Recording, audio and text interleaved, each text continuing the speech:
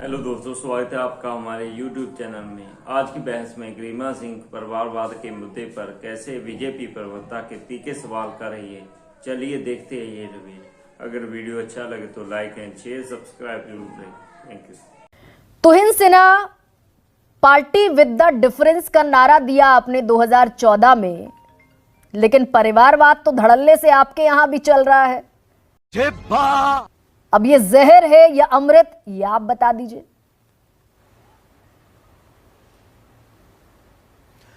गरिमा जी, सबसे पहले आपको सभी को पैनलिस्ट को, सभी दर्शकों को दुर्गा पूजा की हार्दिक शुभकामनाएं। देखिए, ये बहुत अच्छा डिबेट आप कर रही हैं और इसलिए थोड़ा समय मुझे दीजिए कि इसकी परिभाषा जो है, वाकई परिवारवाद की परिभाषा आज तय हो सके आपके कार्यक्रम में। देखिए, परिवारवाद वो होता है जहां किसी एक पद पर विराजमान होने के फलस्वरूप आपके परिवार वालों को लगता है, आने वाली पीढ़ी को लगता है कि आप उसी पद पर,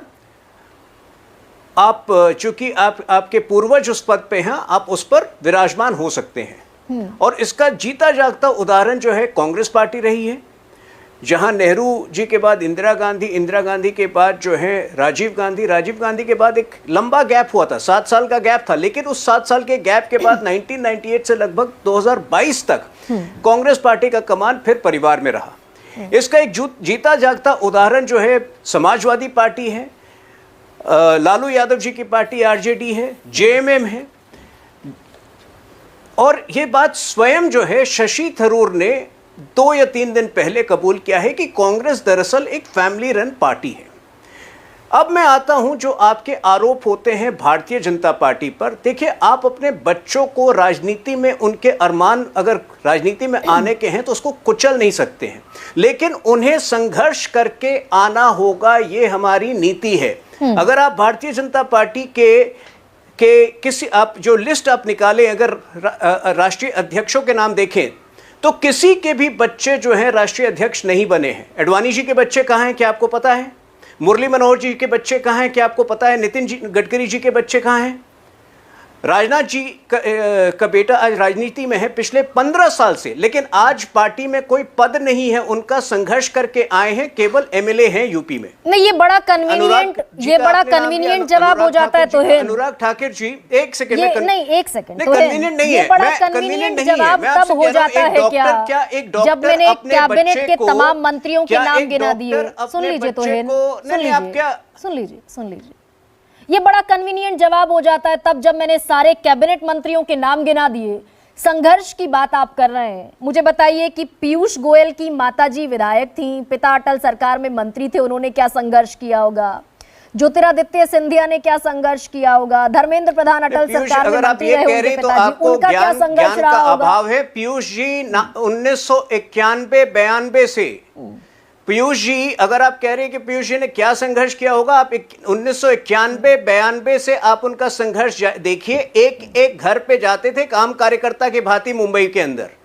तो ये मत कहिए कि किसी ने संघर्ष नहीं किया है। मैं आपसे पूछ रहा हूं कि क्या एक डॉक्टर अपने बेटे को वंचित कर सकता है डॉक्टर बनने से, अगर उसकी इच्छा, स्वेच्छा हो तो? नहीं, तो क्या एक लॉयर वंचित कर सकता है? लेकिन उसको संघर्ष करके आना होगा। Right, absolutely right. लेकिन फिर कांग्रेस का परिवारवाद कैसे जहर हो जाता है और आपका परिवारवाद, जो वंशवाद वहां दिख रहा है, वो कैसे अमृत हो जाता है? नहीं, ये तो मैंने पहले, आप शायद नहीं गरिमा जी, आप शायद समझ नहीं पाई है। मैंने पहले वाक्य में ये अंतर बताया है कि अगर किसी एक पद पर विराजमान होने के फलस्वरूप आपकी आने वाली पीढ़ी को लगता है कि आप उस पद के हकदार हैं केवल इसलिए क्योंकि आपके माता पिता उस पद पर विराजमान थे, तो वो परिवारवाद है। राहुल गांधी ने क्या संघर्ष किया? 2004 में जब वो राजनीति में आए, तब से चर्चाएं शुरू हो गई कि ये भावी प्रधानमंत्री हैं, और वो शायद हमेशा भावी प्रधानमंत्री। मनमोहन सिंह, राजीव गांधी के बाद नरसिम्हा राव आए, मनमोहन सिंह आए। आप एक विद्वान व्यक्ति, वो क्या गांधी परिवार के थे? मनमोहन सिंह के साथ आप सोनिया गांधी की तस्वीरें देखिए ना। अच्छा, आप सोनिया गांधी की तस्वीरें देखिए मनमोहन सिंह के साथ, वो फिल्म देखिए दी एक्सीडेंटल प्राइम मिनिस्टर। आपको सब जो है, आपके जो जितने डाउट्स हैं मन में, वो क्लियर हो जाएंगे। और ये जो अकाली दल से लेकर शिवसेना तक और जेजेपी से लेकर पीडीपी तक, ये वंशवादी परिवारवादी पार्टियों के साथ आप खड़े हो जाते हैं। ये ये अमृत है, जहर है? देखिए, राजनीति नंबर्स का गेम होता है। जहां तक भारतीय जनता पार्टी का अपना सिद्धांत है, हमारा जो सिद्धांत है वो हमने क्लियर कर दिया। लेकिन राजनीति और विशेष तौर पर जिस प्रकार की लोकतांत्रिक राजनीति में हम हैं, उसमें नंबर्स की जरूरत होती है। हमारे सभी सहयोगी दल पर हम अपनी फिलॉसफी वो नहीं कर सकते, इम्पोज नहीं कर सकते। नहीं, आपके यहाँ भी नहीं होती है तोहिन सेना। कैलाश विजयवर्गीय के बेटे विधायक होंगे, नरेंद्र सिंह तोमर के बेटे को टिकट दिए जाने की जद्दोजहद चलेगी, मेनका गांधी के बेटे वरुण गांधी वो सांसद होंगे। आपके यहाँ भी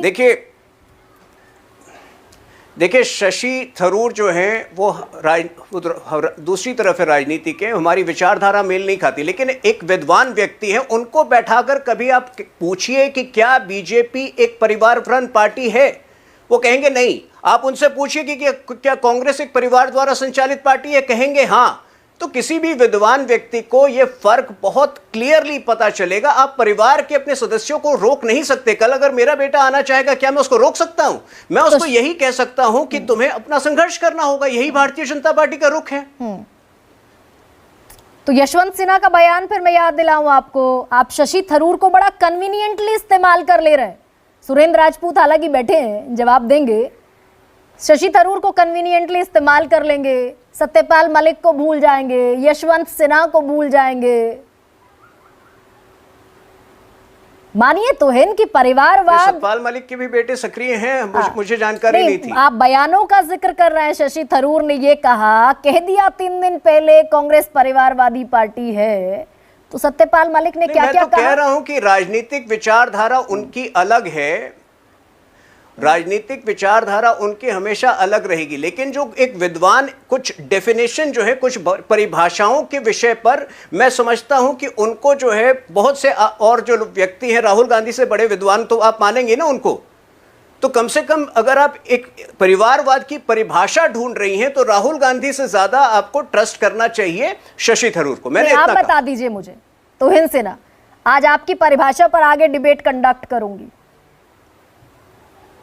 अकाली दल, शिवसेना, जेजेपी, वही है जो मैंने पहले वाक्य में मैं कहा और बार बार दोहरा रहा हूं। आपका गठबंधन रहा, सब घोर परिवारवादी पार्टी। हम तो अपनी जिम्मेदारी ले सकते हैं ना, हम अपनी जिम्मेदारी ले सकते हैं। जहां तक भारतीय जनता पार्टी का सवाल है, भारतीय जनता पार्टी में आज आप कोई भी परिवार से 2 सांसद नहीं देखेंगे एक समय पर। अगर कोई है तो आप बता दीजिए मुझे। मैं ऐसे लोगों को भी जानता हूं, नाम नहीं लेना चाहता। वरुण गांधी दोनों सांसद। कौन?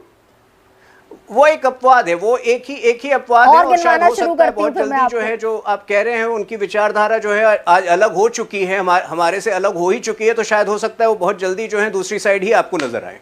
एक अपवाद है। और बताइए तोहिन सिन्हा, तो ये माना जाए कि इस बार पार्टी मेनका गांधी और वरुण गांधी दोनों को टिकट नहीं देगी क्योंकि वो सवाल उठाते हैं? देखिए, ये एक प्रक्रिया होती है पार्टी की, जो पार्टी के जो सीट इलेक्शन बॉडी है वो डिसाइड करती है। लेकिन जो विचारधारा है वो तो निश्चित तौर पे जो बयान आ रहे हैं वो ऐसा लगता है कि वो उनकी विचारधारा अलग हो चुकी है।